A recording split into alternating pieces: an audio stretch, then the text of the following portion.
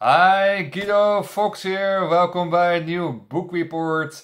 Today I want to discuss with you this book, The Grip of the Public Opinion, de greep op de publieke opinie van de philosopher Sid Lucas. Sid Lucas is a famous philosopher in the Netherlands, and he wrote his 10th book or 9 or 11, I don't know. He wrote many books, but it is his last book. Amazing book, very recent book about the grip of the public opinion. And it's about fake news, disinformation, the freedom of speech, and about deplatforming bubbles, and what you get in your house with your mobile phone, on the internet, what kind of information is coming to you, and how that is influencing the public opinion and the political discourse, and how you vote, how you think about different subjects in daily life. So it's really a book about information streams and how our mind is shaped from the outside world, right? How our mind, our conditioning is shaped by external factors. I think that is the core issue here, right? What is going on in your mind, and can you react healthy to information, what is coming to you from different channels, from the internet, from the newspapers, from books, from people, from your scrolling internet, YouTube, mobile phone, media, stuff, right? So what's going on there with also the marketing there of the big firms, how that is managed you in your thinking patterns. So first thing, we all talk about fake news, and also the traditional media makes also mistakes. And then we saying that's also fake news. So there's also a clash there. So the people who are following more the new media or the non-traditional media are saying that's fake news and that is fake news. So we're really in a clash there of opinions. But I think that the most important thing here is freedom of speech.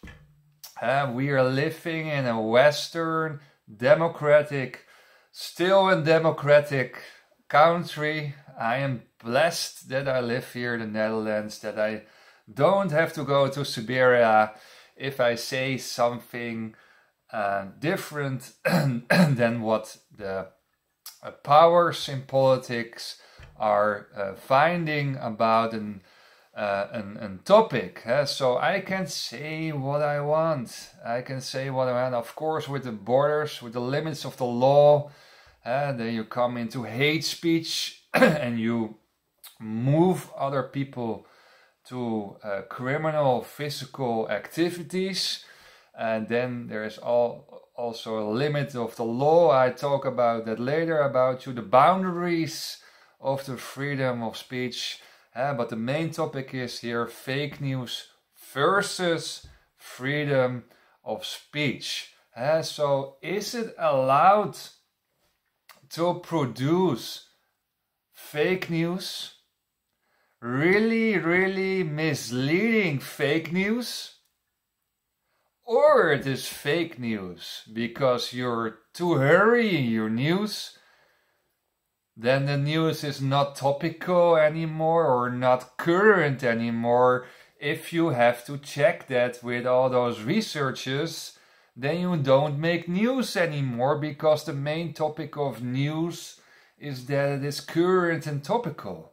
So there's also a trade-off to do all those kind of researches about a topic and then bring it out as a newspaper or blog.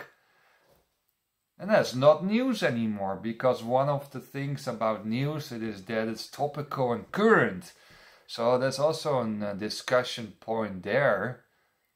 But if you're doing fake news, you're making fake news, and you're really doing that to mislead people, and that become more easier with artificial intelligence, with AI. I don't know a lot about it, but I know they can make easily fake news and also put sentences and give the sentences to other people, and they can let it know. You can think that other people are saying things with beautiful pictures and movies, and it's not true. It's really not true. It's someone else who's saying it, not you. And then you come in the misleading atmosphere. And do we therefore need a law or legislation to control that? So how can I as a human being know what is true or is not true? If you see a movie of the President of the United States who said something, but it's AI, it's not Biden what's saying something, but it's a robot who's saying something, but I think that it's really Biden who's saying something.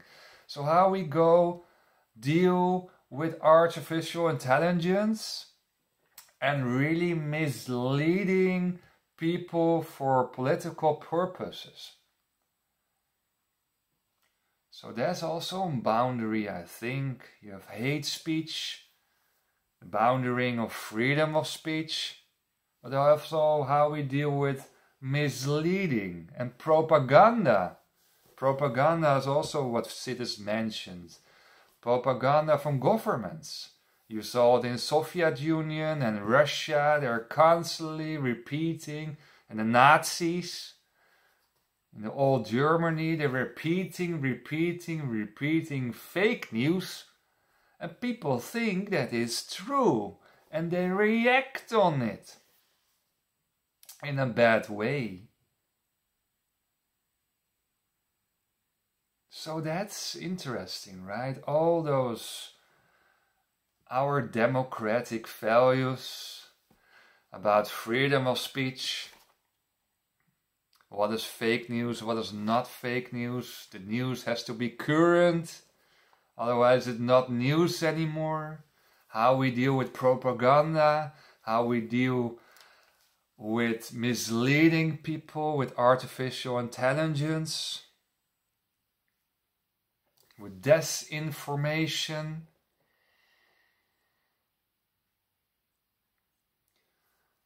And that brings me by page 22, and that's interesting. That's now a two-sided way in the European Union from East Europe countries and West Europe countries to try to tackle this issue, because it is very not easy to make laws with this. And also, who is going to control this? Which kind of independent organization is control if you produce fake news, or you produce propaganda, or you mislead people, or what are the boundaries of hate speech? So it is very complex. It is very complex material and very complex to control it. So, but there are starts with it to try to make fake news under the law, under the criminal law. So the East European countries are, that's interesting, they're afraid for governmental fake news, what we saw in the Soviet Union. So the East European countries in the European Union were always under control of the Soviet Union, and they're really scared for governmental propaganda. And I think that is a good reason. I think it's a good reason where dictatorial regimes are trying to manipulate people and misleading them really with false information. West European countries are using mostly, I think, this kind of actions to control the opposition. So how democratic they are if you can put opinions of the other side of the political spectrum as fake news. So those two mechanisms, one is against the political dissidents, one is against the governmental powers, are clenched together and they try to make laws against fake news. So here, really trade-off between freedom of speech, hate speech, AI, in artificial intelligence and misleading, and also the two blocs in the European Union who wants to tackle this problem versus the people in the States who I think are more careful about our democratic and free values. You see, it's a very complex issue with a lot of things to tackle to tackle this subject. Brings me to mind control and Psychopower. That's also what Sid's mentioning in his book. So mind control and free will, page 93. So you can ask yourself, I talked with you a little bit in the first minutes, do we have a free speech? Do we have a free mind?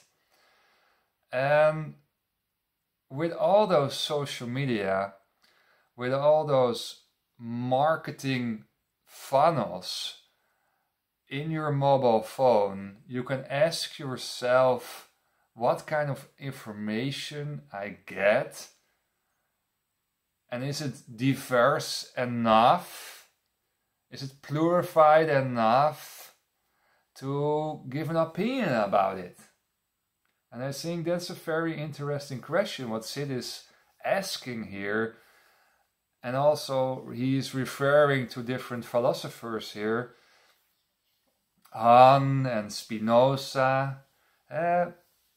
Is there a free will if you don't see many news anymore and you stinch in one bubble?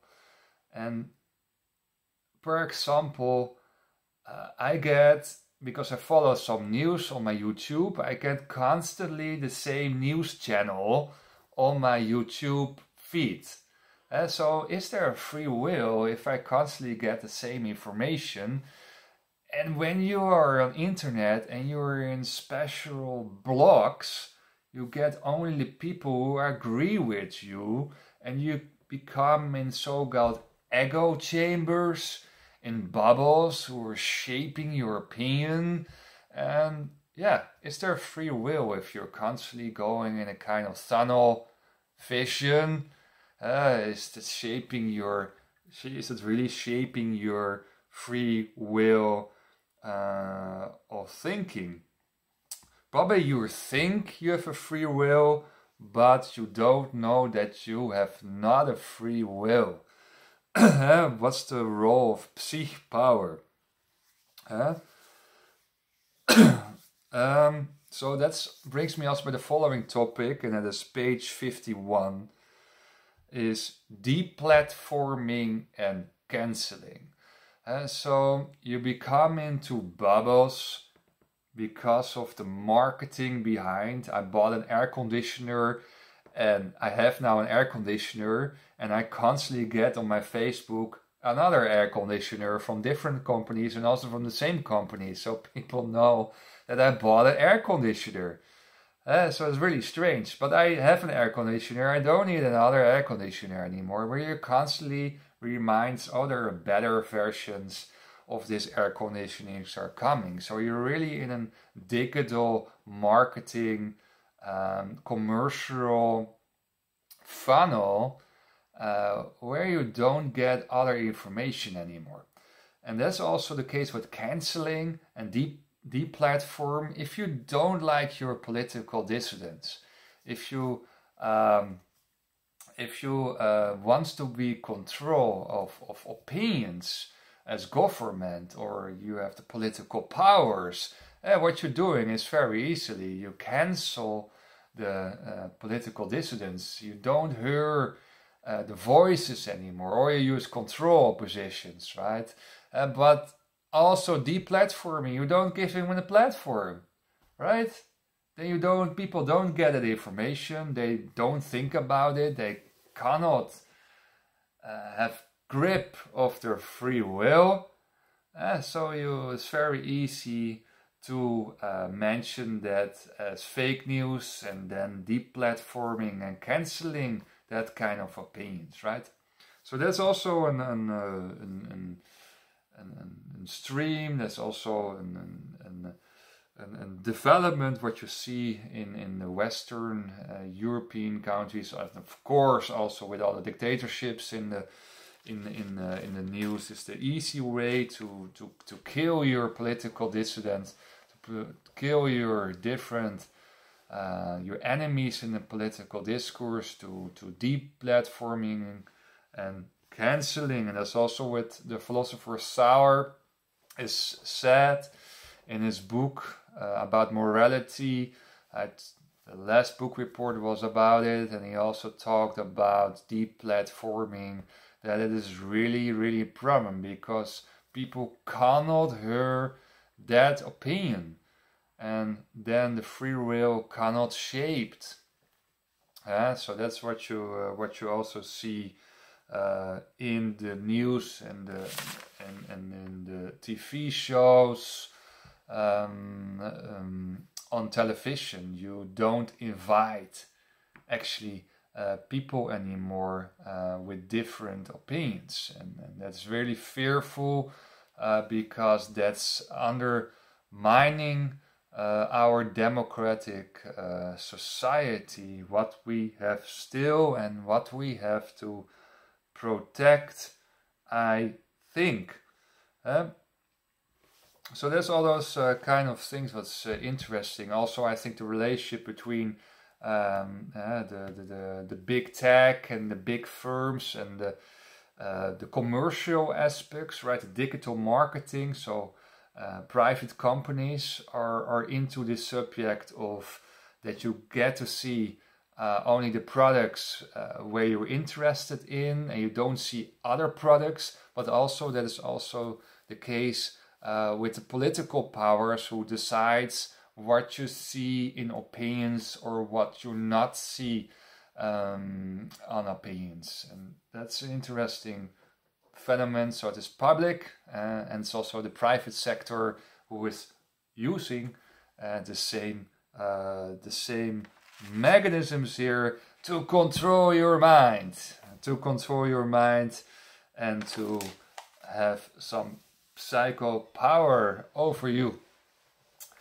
That brings me to page 199, to Spinoza, the famous philosopher, the thinker of free speech. And you have two things who are interested here. You have the freedom of thinking, yes, of course, influenced what we see on our news feed or what we not see in our news feed, the deplatform and the cancelling, right? So the freedom of speech is also not limited by law, by the hate speech, but also limit in what you get to see and what you not get to see. So your freedom of thinking is also limited. And you have also the freedom of expression, what we thinking. So we can think a lot of things, but we have always self-censorship. Always. If you are in a kind of group of people, you are more careful what you're saying, because you don't want to lose your friends, you don't want to lose your family. You are also afraid of repercussions, that people are coming by your house and setting your house in fire or whatever. So you're really careful what you're saying and what the mass, the mad crowd can do with you, because the crowd is mad and the crowd can use violence. So you're really thinking, okay, so I put this flag out of my window or not, right? So the freedom of expression, and that's what Spinoza also mentioned, is also very, very, very important in this debate. What can private people express or not express? So self-censorship is also an important, very important issue here. And I hope if you that you can express really what you think, the freedom of outcome, in a democratic, liberal, safe society. So if you want to have a democratic society, give your opinion, say what you're thinking, then can people know about it, they can have to give their opinion back, and you get a clash of opinions, and maybe there comes something out there, right? But I want to know what you know. That brings us further in our Western societies. The clash of opinions, that makes us bigger, more innovation, right? I think this about it, I don't like this, so we get a clash and we are becoming better and better. It's not that you hide your opinions from scarcity, from, oh, I'm so scared what's happening in the outside world, and you suppress it. You suppressed your opinions, and it's also not good for your mental health, right? To suppress your opinions. So bring it out, bring it out. Also, it's nonsense. Then people can say, hey, you talk nonsense because these are the facts. And that brings our society further and further and further if we have more freedom of expression. And I think the freedom fighters are not really thinking or take care of this issue. What kind of freedom of expression we have still in our societies? Only possible if there's safety. This is very important. Only safety in a society. Therefore, I'm also pro safety, more police, what's needed to take care of your safety. Safety is very important, safe ground, that we can share openly our opinions. Because if we can share our nonsense opinions, then we can grow, we can tackle it with facts. And of course, then we need reliable fact checkers. That's the other story, right? What are the right facts? Complex, right? So freedom of expression, I think, is also a very, very important thing in a democratic, free society. And yeah, if you talk nonsense, that's allowed. Is it fake news? Are you a news organization or not? That's the question. Are you repeating it constantly and constantly? Then you become in a propaganda atmosphere. Difficult. Where are the boundaries? Where are the laws? What kind of rules there to tackle it, right? And on page 233, Sid mentions about Han. That's a German-Korean thinker, and he talked about psychopower. And yeah, this repeat myself a little bit. I'm not talking propaganda here, but he's also talking about this phenomenon from, okay, what we see in the news, what we are seeing in our feeds. Yeah, this really shaped our conditionings. And I hope not, but governments also aware of it for long-term conditioning of people, right? They bring news very slow and build it up. How far you are conditioned, you're indoctrinated by the news. I don't know what governments or organizations are not telling me, right? You only see the newspapers and the journalists, and yeah, I hope that I can trust these guys. I hope. But that is also Psychopower. It's North Korea, right? That's one news organization, and people are indoctrinated by years and years and years, and also from their families. The families are indoctrinated, and they do it in a raising up by the children's, right? So they're fully conditionings, and that's really Psychopower of governments. And I don't want to have that here, right? I don't want to have that here in our Western civilization. That Psychopower is taking over your mind. Other interesting thing, I think Sid find is also interesting.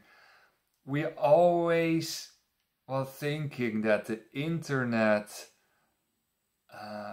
will be bringing us together. The free internet with all those opinions, the free information streams, it brings us together. That was the hope of the internet. It was the false hope of the internet.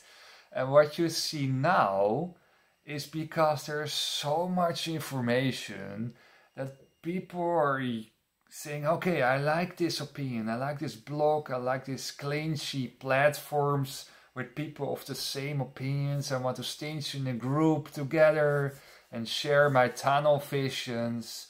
And you create those bubbles, right? Those echo chambers. And that brings us actually back to the jungle. To the jungle where we lived in small groups, in tribalism. Our tribal culture. So we're always thinking that internet is bringing us further in our values, further in our reasonable attitude towards each other. But we go in clinched in small groups through the internet. We are clinched in bubbles, in echo chambers, and that brings us to the small tribe groups that we get very nice to each other in the bubbles, but very violent behavior between the different bubbles on the internet. So we're going back to the history. It's not forwarded. So do we have to control it? Do we have to bring those groups a little bit by each other to control what they are saying, to control their opinions, whatever. So you see in backward mechanisms in the internet, in the development there.